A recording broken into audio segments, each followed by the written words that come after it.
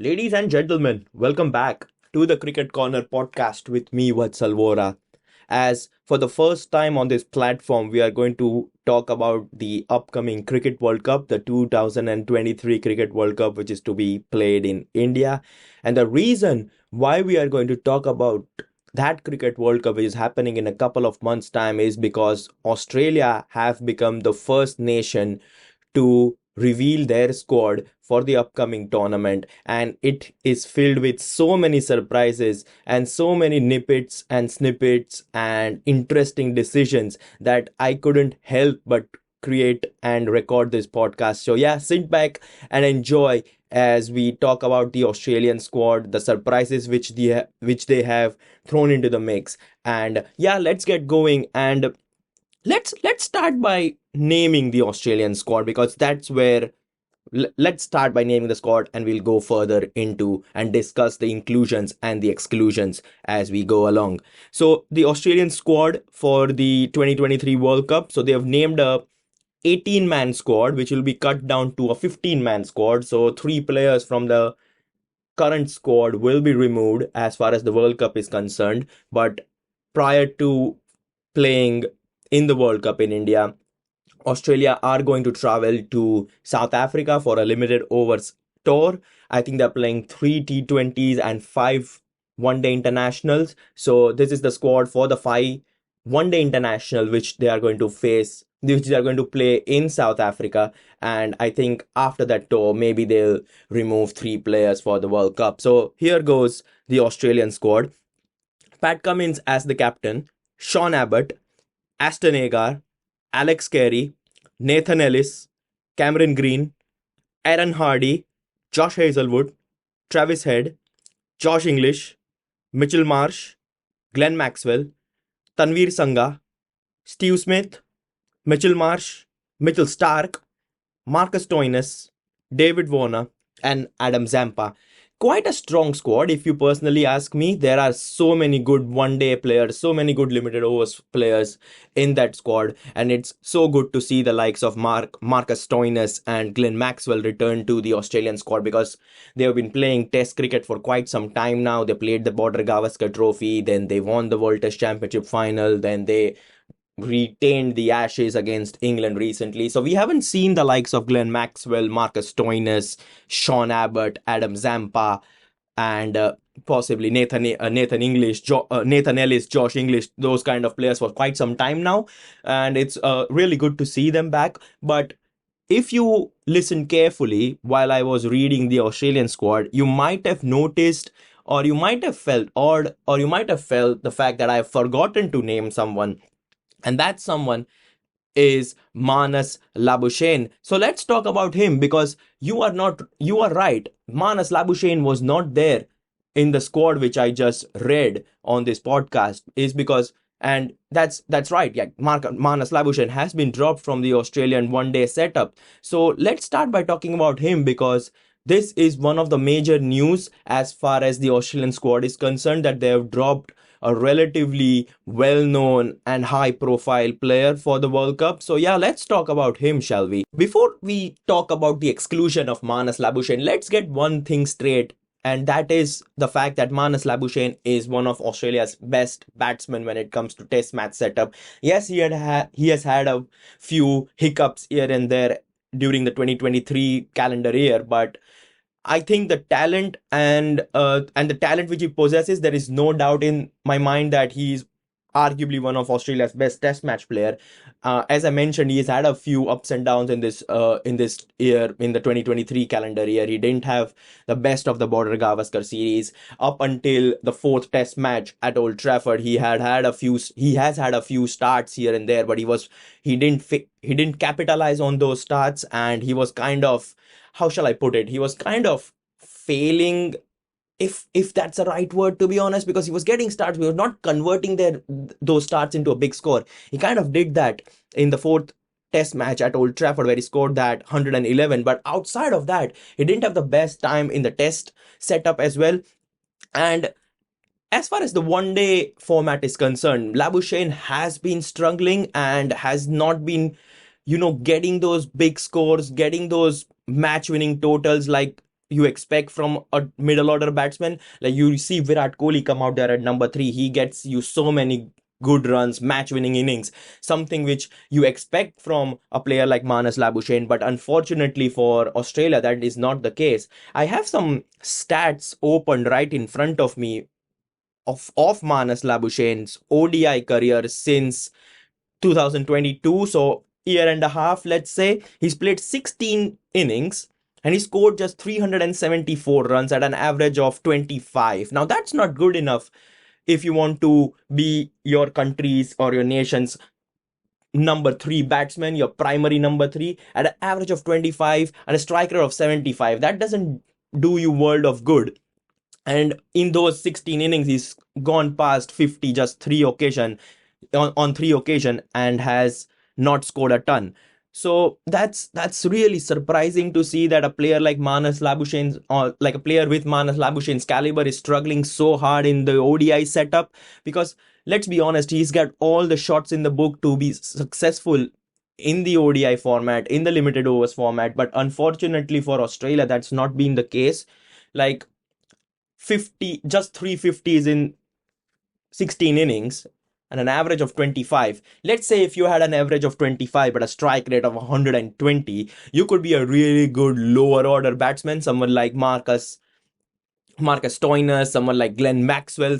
But he's a top order batsman, and you expect that average to be somewhere around 40, 45 if you want to succeed being the number 3. Because the the curious case with the number 3 batsman is that basically you could be an opener in half of the matches you play. You can always see an opener getting out early, and you are basically going there after just a couple of overs to face the new ball. So you expect a lot more impact from your number 3 batsman, and unfortunately for Australia, that has not been the case with Manas Labuschagne. So I completely understand why they've decided to drop Labuschagne out. Because let's be honest, even if they lose Manas Labuschagne's caliber, they still have a number of players who can step in and play in that number 3 slot, or anywhere in the middle order. So based on the current Australian squad, let's try and predict how their batting lineup will look like now that we are aware that Manas Labuschagne is not going to take part in the 2023 Cricket World Cup. Now don't get me wrong, there could be an injury to someone or the other. Let's say Steve Smith picks up a knock whilst playing against South Africa in South Africa during this limited overs format tour, which they are going to embark on in a month's time. Let's say he's injured.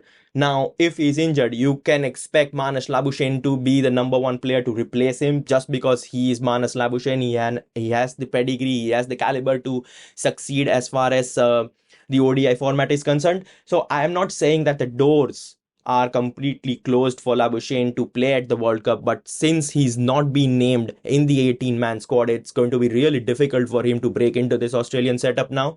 So, but yeah, coming back to the point, to cut a long story short, I talk a bit too much here, but yeah, let's try and predict the Australian batting lineup for their ODIs against South Africa and for the World Cup as well. So if you guys remember, Australia played 3 1-dayers and they won that series against India, which was right before the IPL. They played that 3 1-day internationals. I think one of them was at Mumbai, Chennai, if I'm not wrong.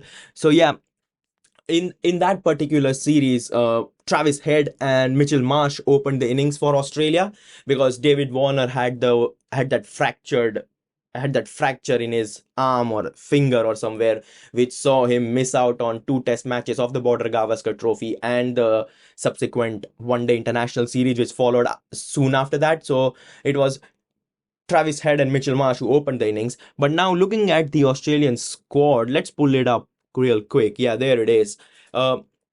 David Warner is in the squad. So, and if David Warner is in the squad, you expect him to open the innings. So I guess David Warner would open with Travis Head.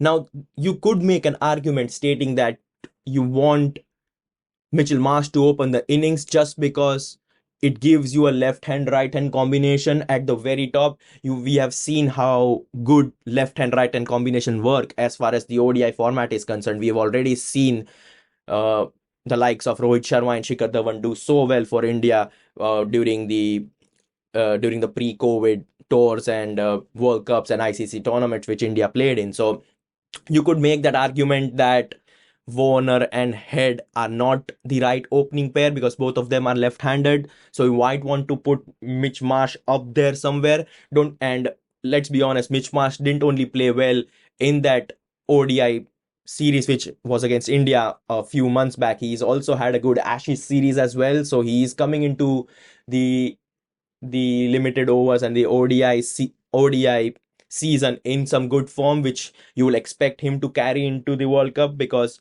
he's well aware of the Indian conditions. He's played quite a lot of games in India, be it for Australia, be it in the IPL for teams like Delhi Capitals. So you could make an argument for Mitchell Marsh to be an opener. In that regard, if Mitchell Marsh is opening the innings with David Warner, then I expect Travis Head to be at number 3 and Steve Smith at 4. But for the time being, I'm keeping the opening pair of Warner and Head. Before we dwell further forward, let me just quickly remind you that there is no Usman Khwaja in the ODI setup as well. I think he was part of the Australian squad when they played in the 2019 World Cup in England and Wales. I think he was in the squad then, but he's not in the squad right now. So it's Warner and Head to open. I'll put Mitchell Marsh at number 3, Steve Smith at 4. Then you have 5, 6, and 7.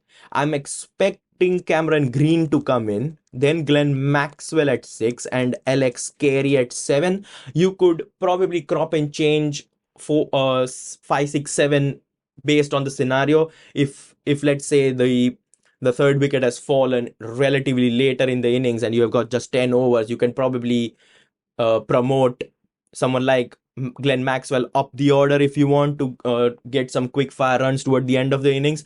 Or if you have lost 3 quick wickets, then you might want to give someone like Cameron Green a go because he can, stabilize the innings and play his shots around and then take on the bowler towards the latter stages of the Australian innings. So those are some really good options as far as the Australian management is concerned. So that's good to see. Then you have Alex Carey coming in at number 7. So by naming this top 7, which goes as follows, it's Warner, Head, Marsh, Smith, Green, Maxwell, and Carey. I think you have already gotten something like 15 or 20 overs in there. Mitchell Marsh can bowl. Cameron Green is a good option, and so is Glenn Maxwell. So that's really good as far as the balance of the side is concerned. And then you can name 3 proper fast bowlers and a spinner. Like you can either go with Cummins, Stark, and Hazelwood, the tried and tested, with Adam Zampa being your spinner, or you can have a few newbies like Nathan Ellis in the team. You can also play the likes of Aston Agar if you want to, give Adam Zampa a rest. But I feel like Zampa, Cummins, Stark, and Hazelwood will be Australia's go-to bowling in the World Cup. So if you have a good stable top 7, which can also give you 15, 20 overs if you need it. Let's say someone's picked up a knock or someone's having a day off.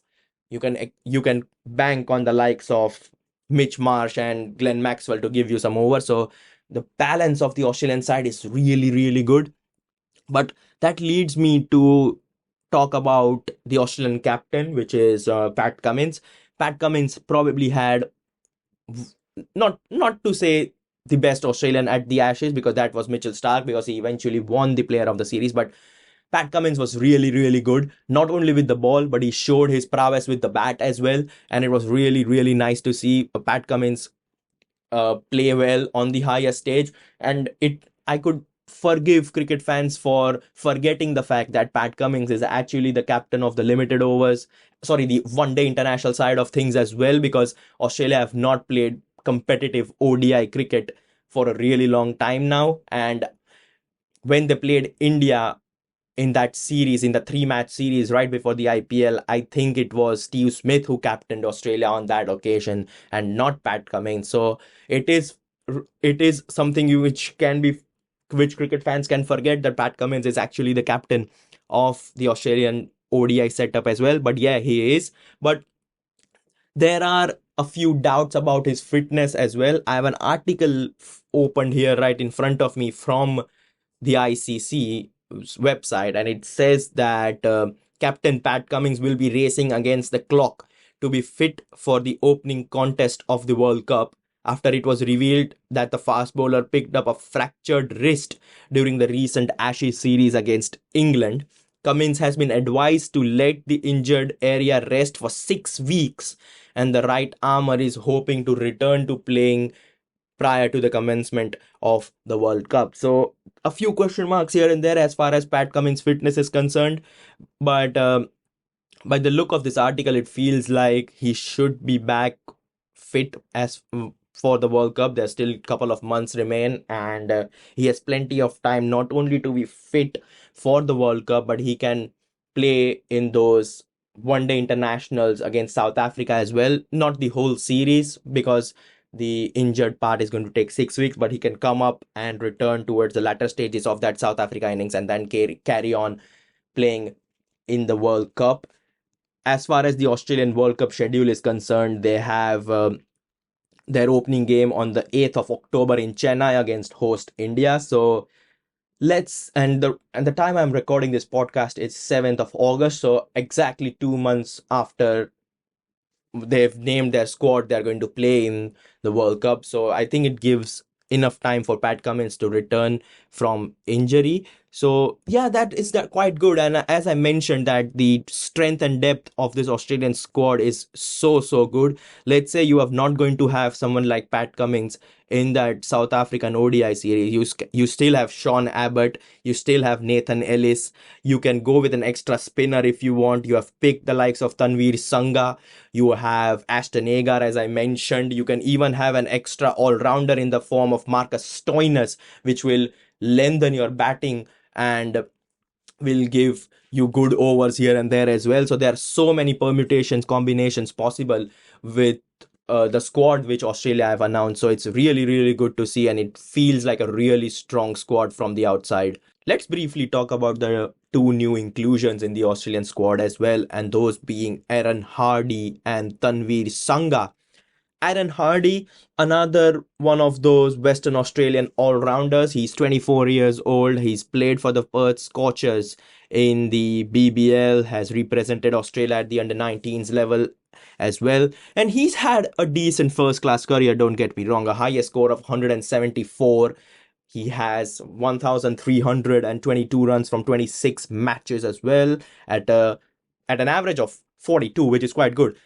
His limited overs career has been quite little, and he's not played too many limited overs in his career. He's played 16 list A matches. He's played 46 games in the T20 format as well, and he's able to score at a strike rate of 136 in T20. So it goes to show that he's one of those Cameron Green kind of players who can come down the order and tonk the ball here and there. He's decent with the ball as well. He's picked up 51 wickets in first class cricket. He's picked up 21 wickets in T20 and 15 in List A, in his List A career as well. So I think he's one of those, how shall I put it, one of those wild card entries which you tend to see get picked for the World Cups and for the big ICC tournaments as well. So it is really good to see someone like Aaron Hardy get his opportunity in this Australian side. Don't get me wrong, being an Indian living in the UK, I didn't know much about Aaron Hardy before recording this podcast, but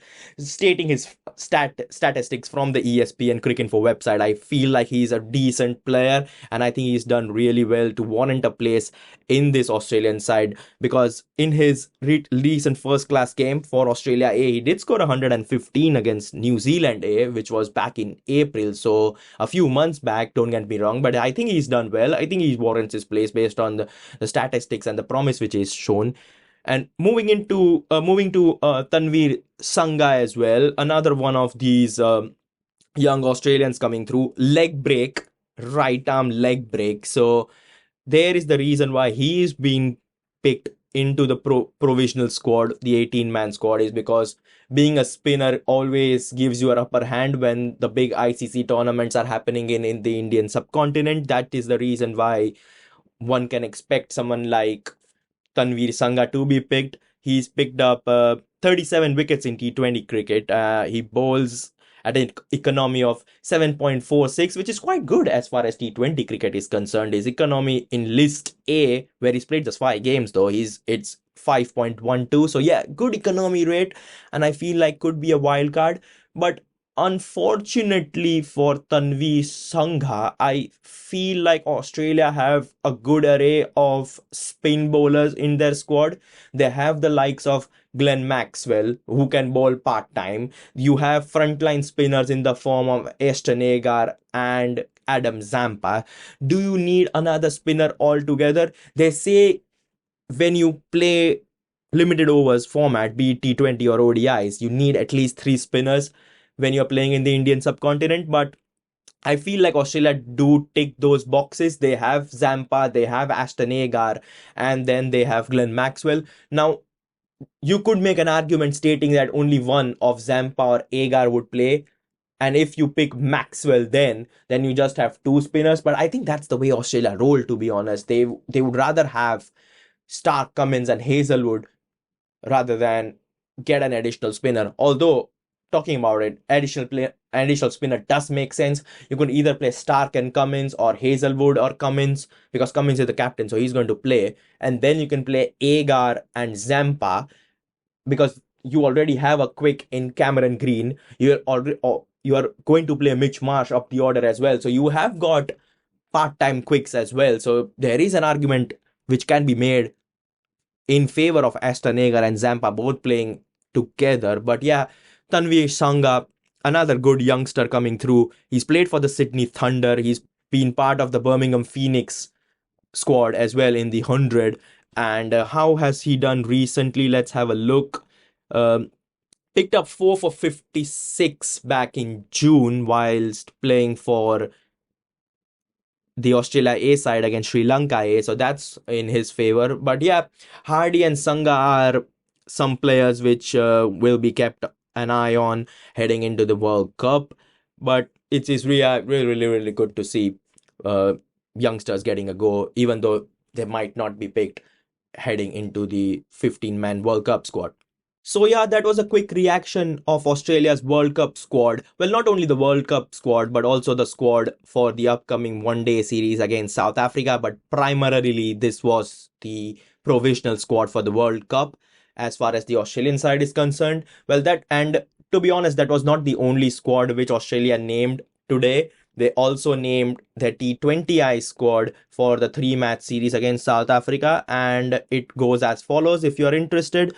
Mitch Marsh is going to captain that side. Then there's Sean Abbott, Jason Behrendorff, Tim David, Nathan Ellis.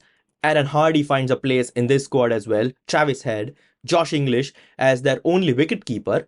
Spencer Johnson, Glenn Maxwell, Matthew Short, Steve Smith, Marcus Stoinis, and Adam Zampa. So a few inclusions here and there, like few newbies, like with the likes of Spencer Johnson in there, Aaron Hardy is there. It's good to see Tim David return to the Australian setup as well. Surprising that he's not made a cut into the ODI setup as well, but Tim David is kind of a T20 specialist, isn't he? So it makes sense why he's not finding a place in the Australian ODI setup. Well, apart from that, I think it's time to wrap things up. But before we wrap up, let me briefly mention the Australian ODI squad for the World Cup yet again. And it goes as follows. Pat Cummins as the skipper, Sean Abbott, Aston Agar, Alex Carey, Nathan Ellis, Cameron Green, Aaron Hardy, Josh Hazelwood, Travis Head, Josh English, Mitch Marsh, Glenn Maxwell, Tanveer Sangha, Steve Smith, Mitchell Marsh, Mitchell Stark, Marcus Stoinis, David Warner, and Adam Zampa. That's the squad. That's at least the 18-man squad as far as the Australian side is concerned. Looking into their squad, it kind of is scary, and I won't be surprised if they make it through to the semi-finals, possibly even the final at the Narendra Modi Stadium in Ahmedabad. Are they the favorites? Well, I'm not quite sure. I still believe it is India and England who are the favorites heading into the World Cup. India because it's home conditions, and England because they always do well when it comes to limited overs format. But yeah, this Australian squad is probably up there, probably third as far as the favorites ranking is concerned. And I expect them to be one of the power hitters in the tournament. As far as the ODI series against South Africa is concerned, that is expected to be a close call because because South Africa will be expected to name a really strong squad with the likes of Quinton de Kock, Aiden Markram. There's Rusty van der Dusen who does well, and obviously that bowling lineup is really strong with the likes of Kakiso Rabada, Lungi Ngidi, and Marco Jansen. Andrik Nokia is there as well. Keshav Maharaj as the spinner. So South Africa do possess a really strong squad as well. So it's going to be a really interesting series heading into the World Cup. No prediction as for now. That will be reserved for a future podcast.